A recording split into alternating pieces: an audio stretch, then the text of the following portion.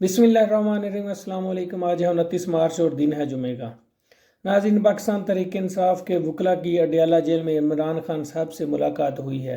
मुलाकात के बाद बैरिस्टर गौहर साहब ने प्रेस कॉन्फ्रेंस की है और जिसमें बैरिस्टर गौहर साहब का कहना था कि ये जो जज साहबान का लेटर आया है, इसके बाद ये हमारी पहली मीटिंग थी इमरान खान साहब से अडयाला जेल में। खान साहब को ये जो लेटर आया है, इस पे इनको बहुत कंसर्न थे।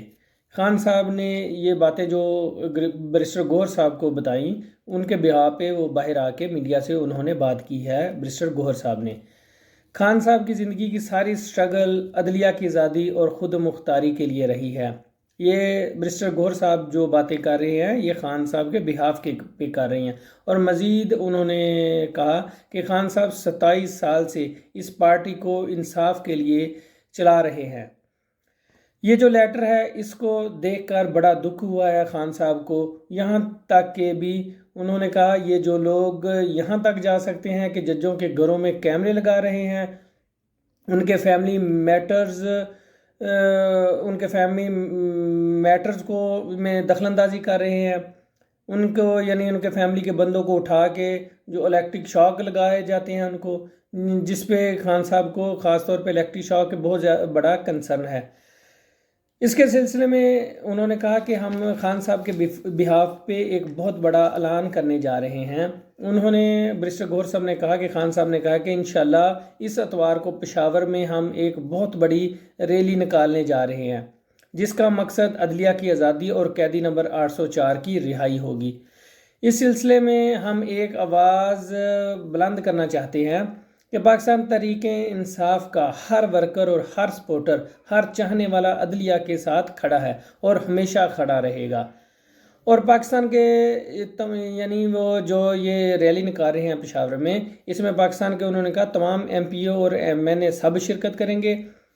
इसके अलावा खान साहब का खसूसी पैगाम है तहरीक इंसाफ के हर कैंडिडेट के लिए जिनके साथ भी ज़्यादतियाँ हुई हैं, जिनके फैमिली मेम्बरों को अरेस्ट किया गया है, उनसे खान साहब की तरफ से यानी स्पेशल दरख्वास्त, खसूसी दरख्वास्त है कि वो तमाम इस सिलसिले में एक वीलॉग बनाए, यानी जो ज़्यादतियाँ उनके साथ हुई हैं उस पर वीडियो बनाकर अपलोड करें। और इस प्रेस कॉन्फ्रेंस के आखिर में नाजरीन शेर अफजल मुरव्वत साहब ने कहा कि ये रैली बरोज़ एतवार यानी दिन 2 बजे होगी और ये पाकिस्तान की सबसे बड़ी रैली होगी। और उन्होंने मज़ीद ये बताया कि जो खैबर पख्तूनख्वा हुकूमत है, उनके साथ हमारे बातचीत हो के मैनेज किया जाएगा कि ये रैली का मकाम कौन सा है, कि कैसे और किस तरह ये की जाएगी। नाजरीन, अब लगता है कि पाकिस्तान तहरीक इंसाफ जो है वो जजों पे अपना दबाव बढ़ाने जा रही है, यानी ख़ास तौर पर chief justice of Pakistan justice Qazi Faez साहब और जस्टिस आमर फ़रूक जो कि इस्लामाबाद हाई कोर्ट के वकील हैं, क्योंकि जो ज़्यादा कंसर्न तो खान साहब को इन्हीं 2 जज साहबान पे हैं। और ज़ाहिर है जब रैली होगी, इस रैली में अब बड़ा मुतालबा होने जा रहा है, इनके इस्तीफ़ों का मुतालबा होने जा रहा है। इसके अलावा नाजरीन एक बहुत बड़ी ख़बर की तस्दीक हुई है। ये जो ख़बर आ रही थी कि ये जो कमीशन बन रहा है, जो ये हुकूमत सरकार बना रही है, ये जो 6 जजों ने सुप्रीम जुडिशल कौंसिल को ख़त लिखा है, उसके सिलसिले में ये जो एक रुकनी कमीशन बन रहा है, इस पे जो बात आ रही थी कि सुप्रीम कोर्ट के तमाम जज इसमें मुत्तफिक हैं कि ये कमीशन बनाया जाए, जुडिशल कमीशन था जो। लेकिन अब जो ख़बर आई है, इसकी तस्दीक हो गई है कि इस पे तमाम जज साहबान मुत्तफिक नहीं थे। ख़ास तौर पर इनमें जो 4 जज साहबान थे, उन्होंने बिल्कुल तरदीद की है, उन्होंने इससे इज्तनाब किया है कि ये कमीशन नहीं बनना चाहिए। ये काजी साहब का ख़ुद का फ़ैसला था कि उन्होंने वज़ीर आज़म से इस सिलसिले में मुलाकात करनी है। फिर उन जज साहबान ने हाँ मिलाई जो काजी साहब के ग्रुप के हैं, उन्होंने तो ज़ाहिर है काजी साहब की हमायत करनी ही थी। काजी साहब ने अपनी मर्ज़ी से वज़ीर आज़म साहब से मिले हैं। और हुकूमत तो वैसे ही जिस पॉलिसी पे जो ये कमीशन बना रही है, वो पॉलिसी का मकसद ही इस पर मट्टी डालना है। और हुकूमत तो वैसे ही बहुत मुतमिन नज़र आ रही है कि हमने इस पे मट्टी डाल दिया, अब तो ये काम ख़त्म ही है। एक रुकनी कमीशन है, वो भी रिटायर जज साहब पे बन रहा है। وہ جو ریٹائر جج صاحب ہے اس کی اس کمیشن میں کیا حیثیت ہے؟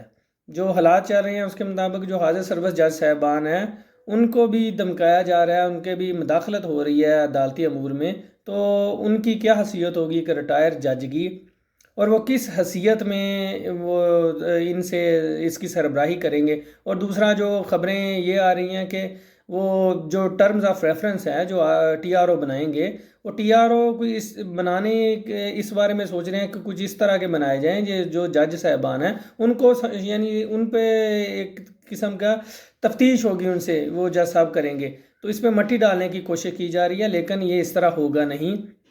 اور جو یہ جو کمیشن ہے یہ ناظرین کم سے کم 3 جج صاحبان پہ مشتمل ہونا چاہیے تھا جو سپریم کورٹ کے حاضر سروس جج صاحب ہیں۔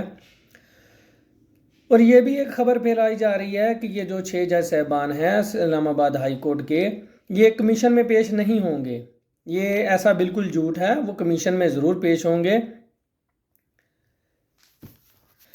ناظرین ان 6 جج صاحبان پہ پریشر ہے کہ آپ نے یہ جو خط اپنا لکھا ہے اس کو واپس لے لیں یا پھر اس سے انکاری ہو جائیں، لیکن وہ جج صاحبان اس بات پر نہیں مانے، بلکہ جو امید یہی کی جا رہی ہے کہ 7ویں جج صاحب جو 7ویں جج ہیں میاں گل حسن اورنگ سے ممکن ہے وہ بھی اس میں ان کے ساتھ شامل ہو جائے۔ اور تحریک انصاف نے بھی ایک رکنی جو کمیشن یہ بنا رہے ہیں اس پہ اپنا شدید تحفظات کا اظہار کیا ہے کہ اس طرح نہیں ہونا چاہیے۔ ناظرین اس کے علاوہ جو نیشنل اسمبلی کا حلقہ ہے 128 جہاں سے پاکستان تحریک انصاف کے رہنما تھے سلمان اکرم راجہ صاحب، ان کی درخواست بھی سماعت کے لیے مقرر ہو گئی ہے لاہور ہائی کورٹ میں، تو ان پہ جو پہلے اعتراض عائد کیا گیا تھا وہ اعتراض دور کر دیا گیا ہے۔ اب انشاءاللہ جو بھی خبر آئے گی انشاءاللہ آپ کو اپڈیٹ کریں گے۔ ابھی کے لیے اتنا ہی، انشاءاللہ مزید اچھی خبروں کے لیے حاضر ہوں گے۔ مہربانی کر کے سبسکرائب کیجئے، لائک کیجئے، مہربانی ہوگی، شکریہ۔